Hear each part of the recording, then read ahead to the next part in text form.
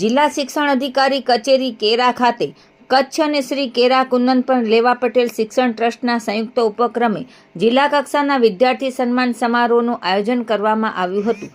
કાર્યક્રમમાં ધોરણ 10 અને 12ની બોર્ડ પરીક્ષામાં A1 ગ્રેડ મેળવનાર 867 વિદ્યાર્થીઓ તેમજ 100% પરિણામ મેળવનારી 217 શાળાઓનું સન્માન કરવામાં આવ્યું હતું. કાર્યક્રમમાં શિક્ષણ રાજ્યમંત્રી ત્રિકમભાઈ છાંગાએ વિદ્યાર્થીઓને અભિનંદન પાઠવી કચ્છની શૈક્ષણિક પ્રગતિને રાજ્ય માટે પ્રેરણાદાયક ગણાવી હતી. કચ્છ મોરબીના સાંસદ વિનોદભાઈ ચાવડા અને ગાંધીધામ ધારાસભ્ય માલતીબેન મહેશ્વરીએ પણ વિદ્યાર્થીઓને શુભેચ્છા પાઠવી શિક્ષણ ક્ષેત્રે સરકારના પ્રયાસોની પ્રશંસા કરી હતી.